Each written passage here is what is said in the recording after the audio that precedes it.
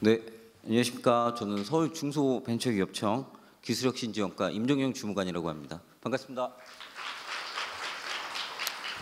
자, 중소기업 기술개발 사업 안내에 앞서서 한 가지 여쭙고 좀 시작하도록 하겠습니다. 혹시 저희 중기부 R&D를 한 번이라도 해보신 적이 있는 업체들 한번 손 한번 들어봐 주시겠습니까? 한 3분의 1 정도 손 드신 것 같습니다. 거의 생각보다 많은 중소기업에서 기술개발 지원 사업에 대해 모르시는 경우가 많습니다. 그래서 제가 최대한 이제 이해하기 쉽도록 그리고 딱딱하지 않도록 좀 설명드리도록 노력하도록 하겠습니다. 자, 오늘 순서는 사업 추진 방향, 세부 사업별 안내, 지원 방법의 순서로 설명을 드리겠습니다. 사업 추진 방향입니다. 18년 중소기업부 기술개발 사업 지원 규모는 1조 839억으로 13개 세부 사업에 25개 내역 사업을 지원하고 있습니다. 기본 신청 자격은 중소기업법 기본법상 제2조에 의한 중소기업이며 지원 조건은 정부 출연으로 총 사업비의 50%에서 30%를 지원합니다. 지원 한도는 사업별 최대 2년 6억 원 이내입니다. 추진 정책은 기존의 씨 뿌리기식 저변 확대 지원 정책에서 선택과 집중 지원을 통해 기술혁신 기업의 성장 동력을 확보함에 있습니다. 또한 전략적 R&D에 대한 중점 투자로 15개의 4차 산업혁명 대응 중소기업 전략 분야를 지정 운영하고 신규 시장을 창출하거나 기존 시장을 재편하는 혁신 과제에 대한 지원을 추진합니다. 그리고 R&D 성과 확산을 위해 R&D 기획 역량 강화와 기술 개발과 사업화 자금을 연계한 기술 연계 개발을 통해 단계별 일관되고 체계적인 종합 지원 체계를 구축할 예정입니다. 그리고 종전 상하반기 등으로 구분해 모집하던 방식을 수시 모집으로 변경을 하고 R&D 사업 신청 시 모든 서류를 한꺼번에 제출하던 방식을 신청 단계, 평가 단계 등으로 차등하여 제출할 수 있도록 하여 수요자 편의 중심으로 R&D 제도를 개선할 예정입니다. 자, 사업별 개요를 통해서 각 사업에 대해 간략히 살펴보고 세부 사업별 안내를 통해 구체적으로 설명드리도록 하겠습니다. 저희 청에서 매년 12월 말쯤에 통합 공고를 합니다. 저희 통합 공고를 할 때마다 이제 기업에서 전화를 많이 주십니다. 근데 전화를 많이 하셨을 때 가장 많이 나오는 질문들이 저희 업체에서 어떤 사업을 지원을 해야 되나요? 그런 질문들을 가장 많이 합니다. 그럴 경우 이제 담당 아마 주무관들이 아마 거의 대부분 우리 회사의 기술개발 부분과 뭐 사업 공고 내용을 살펴보시고 지원하시라는 그런 대답을 많이 들어보셨을 거라고 생각합니다. 그러면 어떻게 보면 형식적인 대답이라고 뭐 생각하실 수도 있겠지만은 각각의 이제 지방청에 근무하는 주무관들이 그 업체의 상황들, 뭐 기술 인프라나 기술 인력 등이나 아니면 우리 개발하는 과제에 대해 개발 기간이나 어떤 목적들을 살펴볼 수가 없기 때문에 실제 그렇게 형식적으로 대답할 수밖에 없습니다. 그리고 업체에서 이제 많이 질문을 하기도 하고 통합 공고문을 봤을 때도 굉장히 그 부분이 어렵게 이제 다가온다고 말씀들을 합니다. 근데 좀 손쉽게 이제 생각을 하신다고 하면 그렇게 어려운 제도나 그런 부분은 아니기 때문에 이거를 이제 사업별 개요를 보면서 좀 설명을 드리도록 하겠습니다. 저희가 이제 사업별 개요에 보면 저희 청 같은 경우 기업 성장 촉진, 생태계 활성화, 인력 인프라 등으로 13개의 세부 사업을 지원하고 있습니다. 각각의 세부 사업명을 보시면 그 세부 사업명에 각각의 사업의 사업 목적들이 담겨져 있습니다. 아까 전에 이제 제가 처음에 이제 말씀드린 것처럼 과연 그러면 우리 업체에서는 어떤 사업을 지원을 할까라는 부분을 보신다고 하면 이 사업별 개요 한 장인다고 하면 그 내용들을 충분히 좀 파악을 하실 수가 있습니다. 예를 들어서 창업성장 기술개발 사업이라고 하면 말 그대로 창업성장 사업이기 때문에 창업 7년 미만의 기업이 지원할 수 있는 사업이라고 간단하게 생각하시면 됩니다. 그리고 기술혁신 개발 사업은 아무래도 다른 사업하고는 다르게 혁신이라는 말이 들어가 있습니다. 그렇기 때문에 조금 이제 혁신적인 기술에 대한 지원 사업이라고 보시면 됩니다. 그리고 공정품질 기술개발 사업은 우리 회사에서 어떤 수작업을 하던 뭐 공정이 있다. 그리고 그런 부분들 자동화를 하던가 아니면 생산하고 있는 제품이 있다. 그 제품에 대한 업그레이드 되는 기술을 지원하는 사업이라고 보시면 됩니다. 그리고 산학연 협력기술개발 사업은 우리 중소기업이 기술적인 뭐 인프라 부분이 부족한 부분에 대해서 뭐 학교와 연구기관과 함께 협력하여 R&D를 지원하는 사업이라고 보시면 됩니다. 그렇게 보신다고 하면 세부 사업의 명에 나와 있는 부분의 사업 목적들이 어느 정도 담겨져 있습니다. 그렇기 때문에 좀 손쉽게 너무 어렵게 생각하시지 마시고 보시면 됩니다. 그 다음 봐야 되는 부분들이 우리 세부 사업명별로 지원 기간과 지원 한도 금액들이 다 다릅니다. 그러니까 창업 성장 같은 경우는 뭐 예를 들어 1년의 지원 기간에 뭐 지원 한도가 2억, 뭐 2억에서 5억이라고 되어 있는데 그 정도 금액이 나와 있습니다. 그리고 기술혁신 같은 경우는 아까 말씀드린 것처럼 혁신적인 부분들이 들어있기 때문에 지원 기간이 1년이 아닌 2년, 그리고 지원 한도도 1년에 3억씩 해가지고 6억 정도로 지원된다고 보시면 됩니다.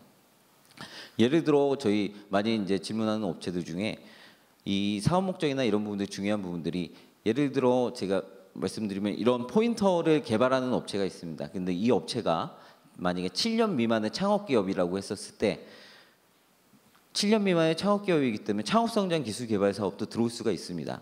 그리고 뭐 기술혁신 개발 사업도 뭐 이렇게 지원할 수 있는 자격 요건들이 있는데 그런 것도 만약에 한다고 하면 들어올 수가 있고요. 그리고 제품 서비스도 들어올 수가 있고 뭐 다른 사업도 다 들어올 수가 있습니다. 들어오는 것 자체는 문제가 되지 않는데 아까 전에 말씀드렸다시피 사업 목적 부분이 중요합니다. 만약에 사업 계획서를 쓰시고 나중에 평가를 받았을 때 과연 이 포인터에 있는 어떤 기술 개발을 하는데 단순 포인터에서 어떤 단순 기능만 이제 개선하는 사업이다라는 과제를 기술혁신 개발 과제로 들어온다고 하면 거의 떨어질 가능성이 많습니다. 그럴 경우에는 보통 이제 제품 개선 사업이나 아니면 기존에 있는 제품에 대한 업그레이드 기술이기 때문에 제품 사업으로 들어오시는 게 맞습니다. 그리고 또 하나 우리 이 제품을 만든다고 했었을 때 개발 기간이 1년이 안 되는 과제라고 했었을 때 다른 뭐 상용화 과제나 기술혁신 과제 2년짜리 과제에 들어오신다고 하면 평가위원들 나중에 평가위원들은 과연 이 과제가 이 2년이라는 그 지원 기간 동안 지원금을 3억 뭐 몇 억을 지원해서 할 수 있는 과제인가라는 부분에 대해서 평가를 하는 부분이기 때문에 그럴 경우에서 떨어질 가능성이 많습니다. 그렇기 때문에 항상 우리가 어떤 아이템을 잡으시고 어떤 걸 지원을 하실 때 이게 이 사업 목적과 맞는지를 한번 살펴보실 필요가 있습니다. 또한 예를 든다고 하면 창업 초기 기업은 아니라고 하더라도 저희 제조업 중에 이제 R&D 기술 개발 관련된 부분들을 많이 수행하지 않는 업체라고 했었을 때 그런 업체 기술 인력 부분이 부족하거나 인프라가 부족한 그 업체가 기술혁신 개발 사업에 자격 요건이 돼서 들어올 수는 있습니다. 들어올 수 있고 이게 혁신적인 부분이라고 하면 충분히 될 가능성도 많습니다. 근데 평가위원회나 평가위였었을 때는 실제로 갔었을 때 그러면 이 업체가 이걸 진행할 수 있는 인력들이 있는지 역량들이 있는지 그런 부분들을 같이 평가를 하고 뭐 볼 수밖에 없는 부분입니다. 그렇기 때문에 R&D를 처음 진행하시거나 그랬을 때는 산학연 협력기술개발 과제 등을 통해서 학교나 연구기관과 같이 협력을 해서 부족한 부분의 인력이라든지 인프라를 도움을 받으시면서 진행을 하시는 게 사업 목적에도 맞고 그렇게 진행하는 게 맞습니다. 그렇기 때문에 각 사업마다 아까 전에 말씀드렸지만 각 사업마다 목적이 다르고 개발 기간도 다르고 지원 한도 금액도 다릅니다. 그렇기 때문에 우리 업체에서 가진 기술 개발이 과연 어떤 목적에 부합을 하고 이 개발 기간이 얼마나 되고 그리고 지원 한도 금액이 얼마 정도 되는지를 미리 좀 파악을 하시고 지원을 하실 필요가 있습니다. 이 사업별 계획에서 또 한 가지를 말씀드린다고 하면 지원 한도와 출연 비중이 있습니다. 보통 이제 저희 처음 아까 전에 보니까 3분의 2 정도가 아직 R&D를 안 해보신 업체라고 하시는데 거의 출연 비중과 지원 한도가 있습니다. 이 개념은 저희가 출연 비중이 예를 들어 제품 서비스 개발을 예를 든다고 하면 65% 그리고 최대 개발 기간이 1년인데 2억 원을 지원합니다. 근데 나중에 사업비를 계상하시거나 그럴 때 총 사업비를 2억 원을 잡으시게 된다고 하면 그거에 대한 65%가 지원되는 한 1억 7천 뭐 금액 정도가 될 거예요. 아마 65% 정도 되는 금액밖에 지원을 받지 못합니다. 그렇기 때문에 항상 그 사업비를 계상하실 때는 이 최대 한도 출연 비중을 고려를 하셔서 예를 들어 출연 비중 그 사업의 출연 비중이 65%인 우리 제품 서비스 기술 개발 사업을 2억 원을 다 받으시려면 못해도 총 사업비가 3억 이상이 돼야지 정부 출연금을 2억 원을 다 받으실 수 있는 걸로 아시면 될 것 같습니다. 이제 개별적으로 이제 각 사업에 대해 좀 간단하게 설명을 드리도록 하겠습니다. 첫 번째는 창업성장 기술개발 사업입니다. 창업성장 기술개발 사업은 성장 잠재력을 보유한 창업기업의 R&D 지원을 통해 창업기업의 성장 촉진을 목적으로 하고 있습니다. 지원 규모는 2,727억 원이고 작년에 저희가 약 1,950억 원 정도였습니다. 그러니까 작년 대비해서 한 38% 정도가 증가한 2,727억 원을 지원하고 있습니다.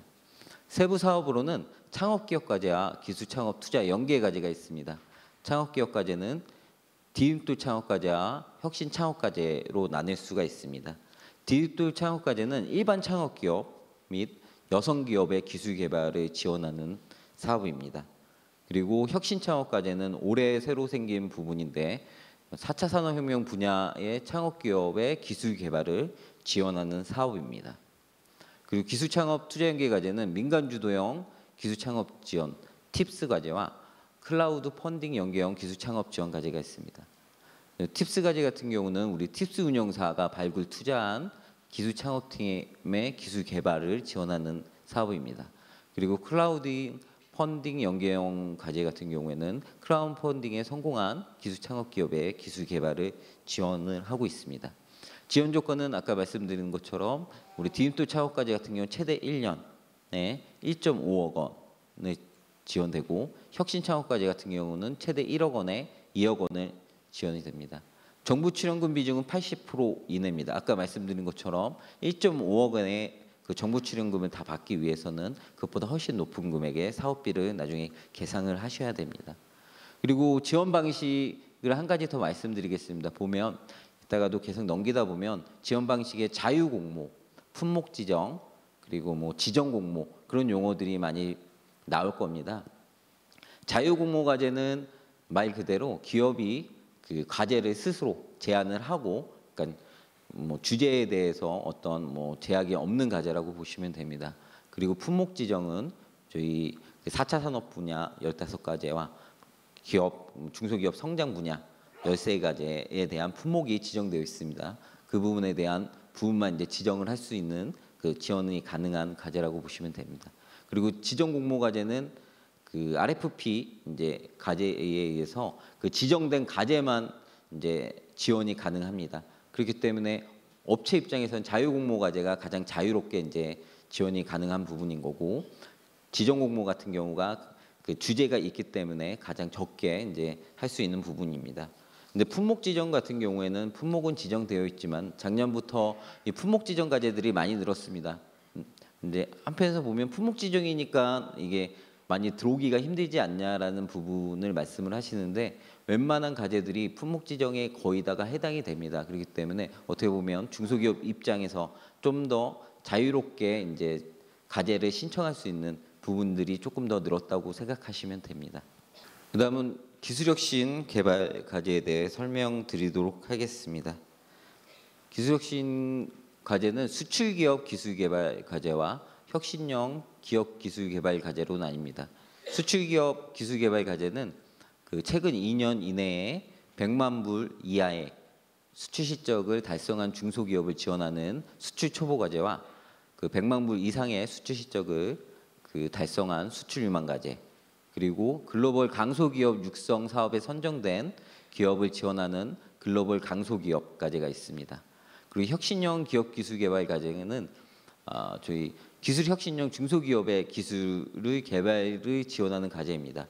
그렇기 때문에 세부 이제 나중에 공고 나오면 그 내용들이 있습니다. 자격 요건들이 일단 이노비즈나 또는 벤처기업 그 자격 요건이 있고요. 그리고 기업부설 연구소하고 그리고 업종별 투자 비율 이상인 업체들이 그 들어올 수 있는 과제입니다.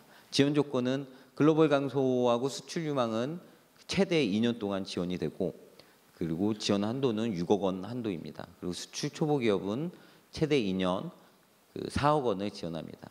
혁신형 기업은 최대 2년 5억 원을 지원을 하고 정부 출연금 비중은 60% 이내입니다.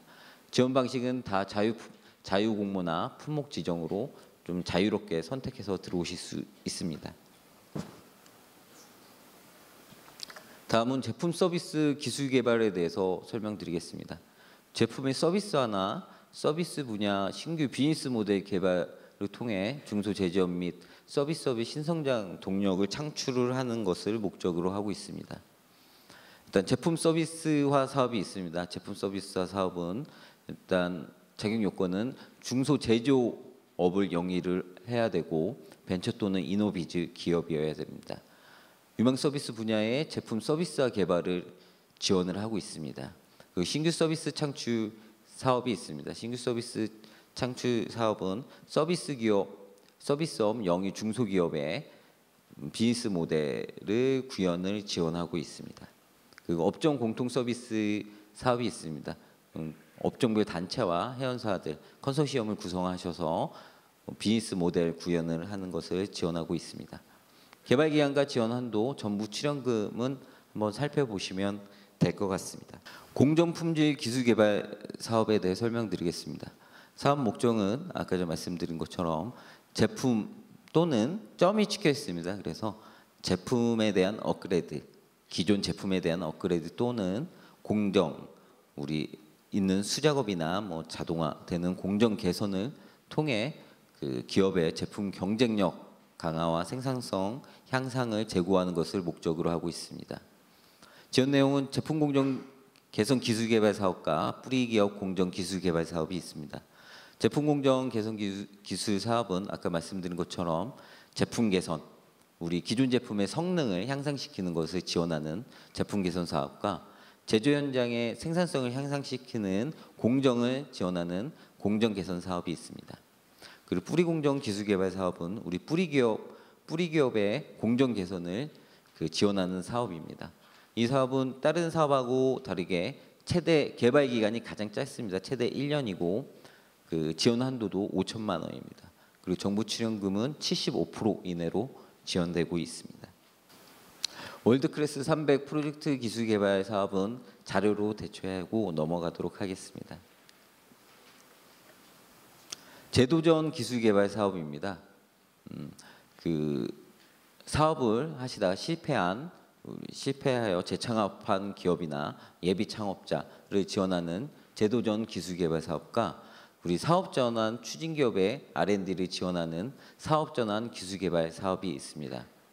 개발 기간과 지원 한도는 최대 1년에 1.5억 원을 지원을 하고 정부 출연금도 80%, 75%를 지원하고 있습니다. 지원 방식은 자유 공모 방식입니다. 그리고 생태계 활성화에서 산학연 협력 기술 개발 사업과 산학연 협력 기술 개발 등을 설명드리도록 하겠습니다. 산학연 협력 기술 개발 사업입니다. 일단 중소기업이 대학 또는 연구기관의 연구 인프라를 활용해서 공동 연구 개발을 하는 것을 지원하는 사업입니다. 그 내용에는 첫걸음 협력 기술 개발 사업, 도약 협력 기술 개발 사업, 그리고 전략 협력 기술 개발 사업들이 있습니다. 첫걸음 협력 기술 개발 사업은 정부 R&D에 한 번도 참여하시지 않은 업체이 동일 지역에 우리 대학이나 연구기관과 공동 개발하는 걸 지원하는 과제입니다. 그 도학협력 기술개발 사업은 종사자 수 5인 이상의 매출액 5억 이상의 중소기업의 대학 연구기관의 공동 R&D를 지원하는 사업이라고 보시면 됩니다. 그리고 전략협력 사업이 있습니다. 이 부분들 개발 기간과 지원 한도 그리고 정부 출연금 비중은 보시면 될 것 같습니다. 그리고 중소기업 상용화 기술 개발 사업입니다. 지원 내용은 구매 조건부 신제품 개발 사업, 중소기업 네트워크형 사업, 기술전문기업 협력 사업이 있습니다. 일단 구매조건부 신제품 개발 사업은 국내 수요처의 구매 수요를 전제로 중소기업의 기술 개발을 지원하는 사업입니다. 그렇기 때문에 국내외 기업의 구매 의향서나 구매 계약서 등이 같이 자격 요건으로 들어갑니다. 구매조건부 신제품 사업을 신청하시기 위해서는 특히 해외 수요처 같은 경우에는 저희가 이제 받는 서류 중에 신용 보고서 부분이 있습니다. 그렇기 때문에 해외 수요처 과제를 이제 염두하고 계신 업체 같은 경우에는 신용 보고서를 받는 기간이 거의 신청을 하시고 한 달 정도 소요가 됩니다. 그렇기 때문에 그 기간을 충분히 염두를 하시고 신청을 하실 필요가 있습니다. 그리고 중소기업 네트워크형 기술개발 사업입니다. 혁신형 기술개발 중소기업과 그 사업화 지원 기업으로 공동개발 기관을 구성하여 우리 중소기업의 그 R&D, 그러니까 사업화까지 지원하는 사업이라고 보시면 됩니다. 그리고 기술전문기업 협력 사업이 있습니다. 기술전문기업 협력 사업은 우리 중소기업의 R&D 취약 분야에 우리 강점을 가진 기술 전문기업과 협력하는 사업이라고 보시면 됩니다. 이 사업은 아까 설명드렸던 산학연 사업의 민간 산학연 사업이라고 보시면 됩니다. 아까 산학연 사업은 그 중소기업의 기술 인프라 부분이 부족한 부분들을 대학이나 연구기관이 그 같이 부족한 부분을 메워서 공동 개발을 했다고 보시면 이 기술전문기업 협력 사업은 작년에 한 100개 정도 기술전문기업이 선정이 됐습니다. 그 기업이 참여 기업으로 들어와서 우리 중소기업이 부족한 부분을 같이 기술 개발하는 사업이라고 보시면 됩니다. 일단 정부 출연금 비중은 60%, 65%, 75% 정도가 됩니다. 그 최대 이제 개발 기간은 최대 2년이고 지원 한도는 5억 원이라고 보시면 됩니다. 민간 공동 투자 과제 같은 경우 나와 있지는 않는데 민간 공동 투자 과제라고 있습니다. 이거 같은 경우에는 민간 공동 그 펀드에 가입한 대기업이라든지 공공기관이 있습니다. 거기와 이제 협력을 해서 같이 이제 하는 과제고, 그러니까 이거 같은 경우 2년 10억인데 정부 출연금은 우리 수요처 과제하고 똑같이 2년 5억 원입니다. 그리고 투자기업이 5억 원을 지원을 하는 사업이라고 보시면 됩니다. 그리고 중소기업 R&D 역량 제고 사업입니다. 이 같은 경우에는 R&D 기획 역량이 부족한 중소기업의 그 사업계획서 부분이나 기획 지원을 통해 기술개발 역량을 강화하는 사업입니다. 일단 R&D 기획 지원 사업과 맞춤형 기술 파트너 지원 사업이 있습니다. R&D 기획 지원은 멘토링 과제와 전략 과제가 있고 최대 2개월 500만 원, 그리고 최대 4개월 2,500만 원을 지원하고 있습니다. 그 지역 특화 산업 육성 사업에 대해 설명드리겠습니다. 일단 지역 내 중소기업의 그 여건별로 다른 중소기업의 주력 산업에 대해서 지원하는 사업입니다. 일단 지역 주력 산업 육성 사업이 있고 지역 연구 산업 육성 사업이 있습니다. 이 같은 경우 이제 우리 12월 말에 이제 통합 공고문이 나와 있는데 각각 그 지역이 나와 있습니다. 근데 서울 지역은 우리 지역 특화 산업 육성 부분에 들어가 있지는 않습니다. 그렇기 때문에 한번 그 공고문 참고하시고 보시면 될 것 같습니다. 기술혁신형 중소기업 연구 인력 지원에 대해서 말씀드리도록 하겠습니다. 올해 이제 작년 같은 경우에는 이 부분들이 안 들어 있었습니다. 이 부분 같은 경우 산업부에서 이제 지원하는 사업이었는데 올해부터 이제 산업부의 일부 기능들이 저희 부로 오면서 이 부분은 포함된 과제라고 보시면 됩니다. 저희 이제 중소기업이 아무래도 고급 인력 부분이 부족하다 보니까 그 고급 인력 부족 문제를 해결하기 위해서 그 중소기업의 우수 연구 인력을 공급하고 그 지원하는 사업이라고 보시면 됩니다. 공공연 연구 인력 파견 지원 사업이 있고 신진 석박사 연구 인력 채용 지원 사업이 있습니다. 그리고 고경력 연구 인력 채용 지원 사업이 있습니다. 공공연 연구 인력 파견 지원 사업은 공공연구기관에 소속된 연구원을 중소기업 파견하여 그 기술 개발하는 걸 지원하는 사업이라고 보시면 됩니다. 그 나머지 사업들도 지원 기간과 지원 내용을 보시면 될 것 같습니다. 정부 출연금 비중은 50% 이내입니다. 그리고 산업 주도형 기술혁신 사업도 아까 전에 말씀드렸던 이 부분도 작년에 없었던 부분인데 우리 한번 읽어보시고 하시면 될 것 같습니다. 신형 일자리 선도 이 부분도 읽어보시면 될 것 같습니다. 지금까지 설명을 드린 부분들은 우리 업체가 과연 어떤 기술 개발이 있는데 이 부분은 어떻게보다는 그 부분을 어떻게 발굴을 하시고 어떤 사업 목적이 맞는지를 말씀드린 부분이라고 보시면 됩니다. 그리고 지금 이제 말씀드린 부분들은 그러면 이 부분들을 어떻게 이제 지원을 하시고 어떤 방식으로 지원을 하실 부분에 대해서 설명을 드리도록 하겠습니다.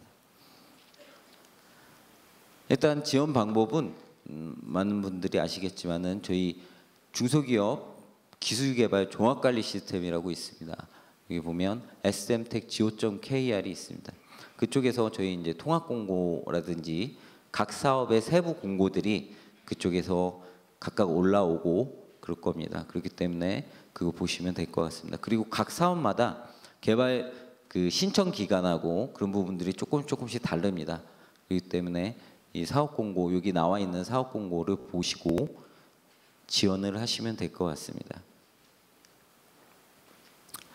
기술 로드맵은 아까 말씀드린 것처럼 4차 산업혁명 15개 부분과 중소기업 성장 분야 13개 부분이 있습니다. 자, 그리고 R&D 준비 시 유용한 정보가 있습니다. 일단 종합관리 시스템 아까 말씀드렸던 부분에 보시면 프로세스라든지 사업계획서 작성법 그리고 온라인 과제 신청 방법 그리고 대면 평가 준비 그런 부분들이 나와 있습니다. 그거 보시고 활용을 하시면 될 것 같습니다. 그리고 제가 이제 설명이 끝나면 아마 저희 사업계획서 작성법에 대해서 아마 교수님이 설명을 해 주실 겁니다. 그 부분 좀 참고하시면 되는데 간단하게 이제 말씀을 드리면 저희는 이제 지방청 같은 경우는 현장 평가, 현장 조사들을 가끔씩 나갑니다. 그 경우 이제 사업계획서도 저희 기술 전문가는 아니지만 같이 봅니다. 그랬었을 때 과연 어떻게 작성을 하셔야 될지 그런 부분들을 조금 말씀을 드린다고 하면 일단 사업계획서를 작성을 하실 때 저희 기술 전문가는 아니지만은 보통 일관성 부분이 중요하다고 보시면 됩니다. 저희 사업계획서의 구성이 처음 보면 사업 개요 부분이 나오고 그리고 기술 개발 준비 현황 그런 부분이 나옵니다. 그리고 우리 기술 개발 목표들이 나오고 그 목표에 대해서 목표 달성도 지표 부분 그리고 기술 개발 내용 어떤 걸 만드실지 그런 부분이 나옵니다. 그리고 나중에 사업화 부분과 그 사업비 계상 부분이 나옵니다. 이 부분에 대해서 우리가 어떤 사업을 진행했었을 때 우리가 이 사업에 R&D를 했었을 때 목표 부분을 좀 명확하게 좀 잡으실 필요가 있습니다.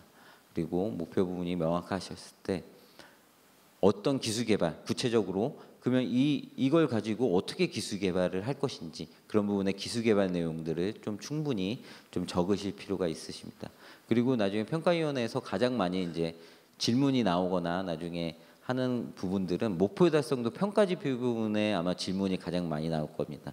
우리 기술 개발 내용들이 그러니까 어떤 거를 목표가 있고 이거에 대한 기술 개발 부분이 이런 부분이다. 그러면 충분히 이 목표 달성도 지표 부분에서도 그 부분이 충분히 반영이 돼야 됩니다. 그렇기 때문에 그런 부분들 놓치시지 마시고 좀 하실 필요가 있습니다. 그리고 사업비 부분도 충분히 우리 기술 개발하는 부분들을 충분히 담으실 필요가 있습니다. 작년 같은 경우에는 저희 평가 지표 부분을 보시면 거의 이제 업체들이 많이 모르는 부분이 있는데 아까 SM텍 사이트에 이제 또 하나 팁을 드린다고 하면 SM텍 사이트에 들어가면 정보마당에 알림마당이라고 있습니다. 거기 보면 그 저희 지침이라든지 사업 공고가 다 나와 있습니다. 근데 특히 이제 지침 같은 걸 보시면 나중에 이제 사업을 신청을 하시고 현장 평가를 하시고 대면 평가를 받으실 때 거기 보면 지침에 대면 평가 지표 부분도 있습니다. 양식도.